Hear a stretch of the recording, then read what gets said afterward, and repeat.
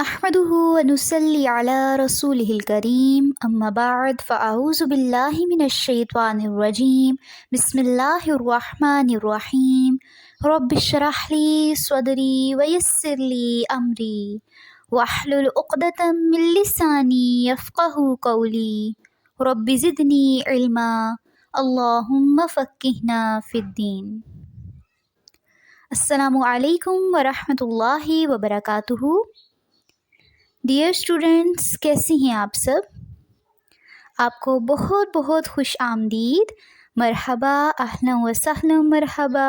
کہ آپ لوگوں نے یہ گروپ جوائن کیا۔ اللہ تعالیٰ آپ کے علم اور عمل میں برکت عطا کریں، آمین۔ جیسا کہ آپ سب کو پتہ ہے کہ ہم نے سورہ کہف کی پہلی 10 اور آخری 10 آیات کو حفظ کرنا ہے انشاءاللہ، تو اس کے لیے آپ سب نے یہ گروپ جوائن کیا ہے، اور انشاءاللہ میں آپ کو تجوید کے ساتھ پہلی 10 اور آخری 10 آیات حفظ کرواؤں گی، اور میں آپ سے یہ اچھی امید رکھتی ہوں کہ آپ سب محنت اور لگن کے ساتھ، پوری توجہ کے ساتھ یہ آیات حفظ کریں گے انشاءاللہ۔ جی، اور سورہ کہف ہی کو ہم نے کیوں چنا حفظ کے لیے؟ تو آئیے تھوڑی سی اس کی فضیلت دیکھ لیتے ہیں۔ بسم اللہ الرحمن الرحیم۔ کہف کے معنی غار کے ہیں، اور جیسا کہ آپ سب کو پتہ ہوگا کہ اس صورت میں اصحاب کہف کا واقعہ بیان ہوا ہے،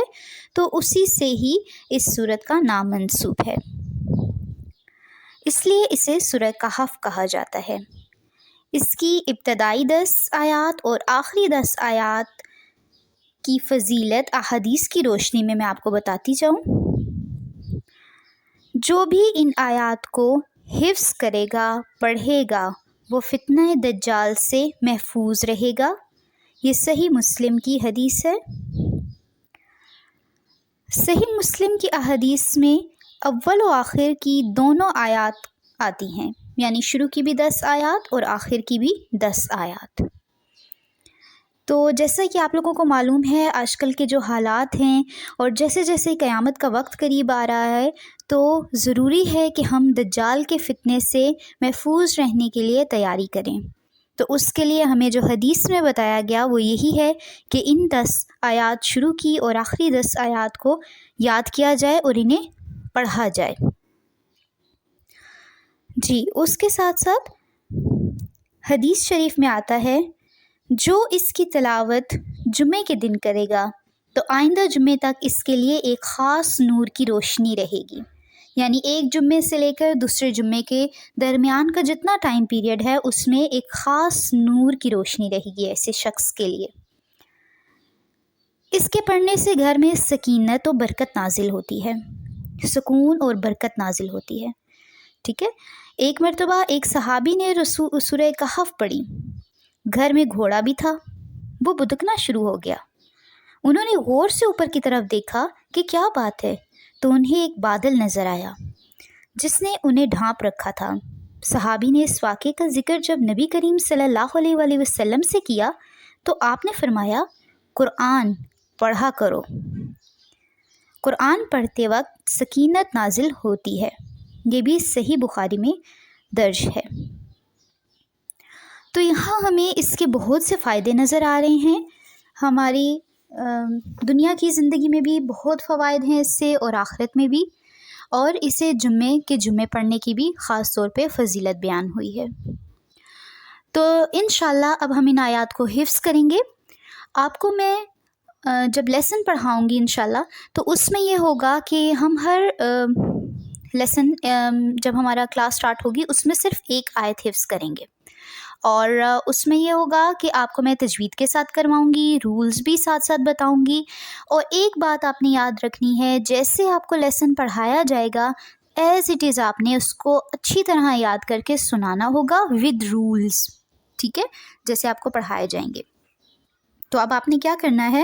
اس کی اچھی طرح تیاری کرنی ہوگی اور پھر لیسن آپ نے سنانا ہوگا، ٹھیک ہے۔ یہ نہیں کہ بس قرآن کھولا اور ڈائریکٹ سنا دیا، نہیں، پہلے پریکٹس کریں، حفظ کریں اور پھر زبانی آپ نے سنانی ہے۔ چلیں جی شروع کرتے ہیں پھر اپنا آج کا ہم لیسن۔ اعوذ باللہ من الشیطان الرجیم، بسم اللہ الرحمن الرحیم،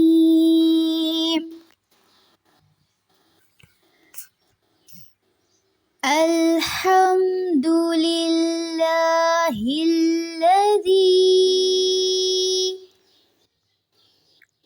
الحمد للہ الذی، اب اس میں آپ دیکھ رہے ہوں گے الحمد، دو کو لمبا نہیں کرنا، دال کی پیش کو، الحمد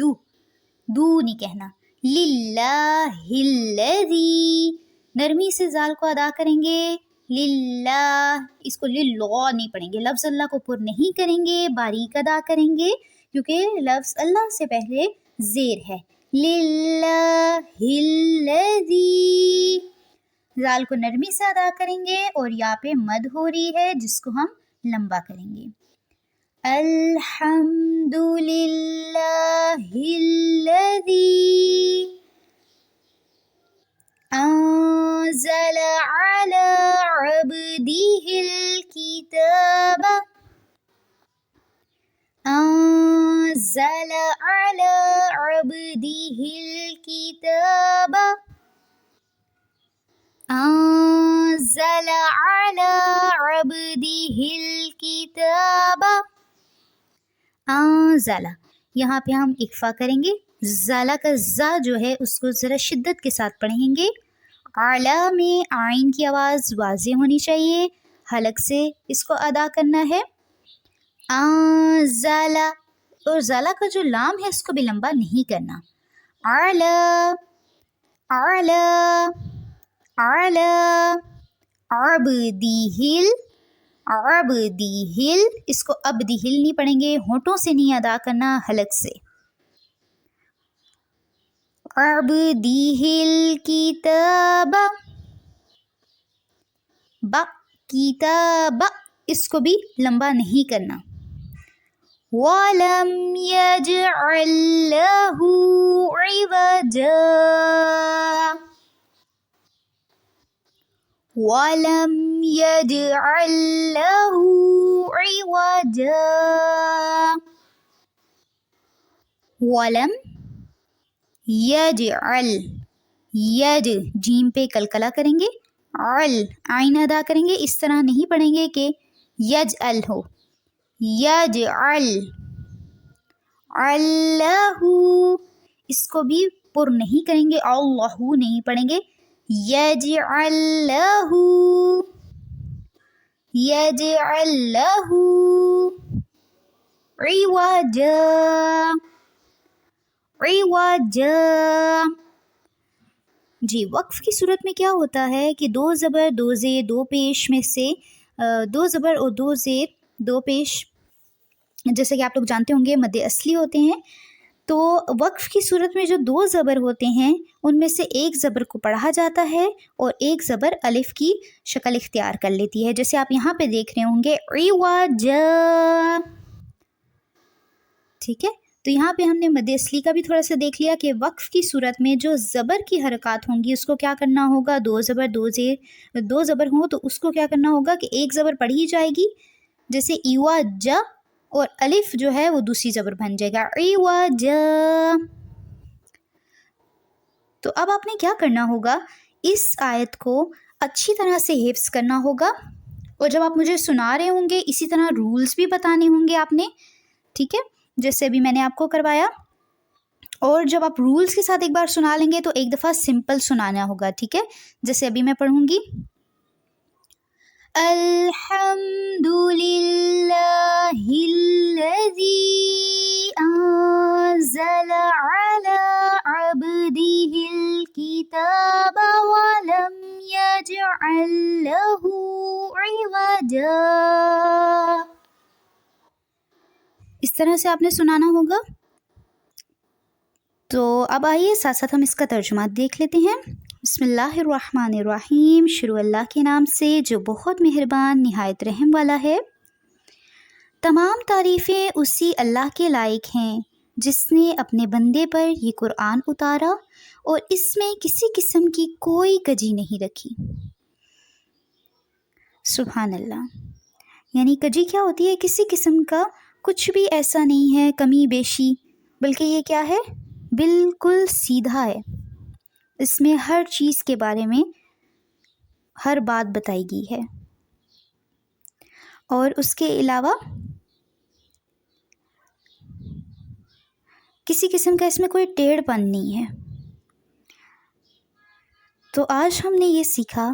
کہ آیت نمبر 1 کو اچھی طرح سے حفظ کرنا ہے، رولز کو اچھی طرح سے یاد کرنا ہے، اور اس کے علاوہ اب سورہ کہف کی جو فضیلت ہے، جو آپ کو میں نے شروع میں باتیں بتائی ہیں، وہ بھی آپ نے سنانی ہے۔ میرے کچھ کویسچنز ہیں جن کا آپ نے آنسر دینا ہے، وہ یہ کہ سورہ کہف کا میننگ کیا ہے، اور سورہ کہف سے ریلیٹڈ کوئی صحابہ کا واقعہ سنا دیں، اور اس کے علاوہ اس کی کوئی ایک فضیلت بتا دیں، ٹھیک ہے؟ کوئی اس کو پڑھنے کا ایک فائدہ بتائیں، اور جمعے کے جمعے پڑھنے کا اس کا فائدہ بتائیں، اور اس کے علاوہ آپ نے یہ آیت سنانی ہوگی۔ امید ہے آپ کو ساری چیزیں اچھے سے سمجھ آ گئی ہوں گی۔ کچھ بھی آپ کو پریشانی ہو تو ضرور پوچھیے گا، اور اللہ تعالیٰ سے دعا ہے کہ آپ کو یہ سیکھنے میں مدد کریں، آپ کو آسانی ہو اس سبق میں، اور آپ کے لیے دنیا اور آخرت میں اس کا بہترین اجر ہو۔ السلام علیکم ورحمۃ اللہ وبرکاتہ۔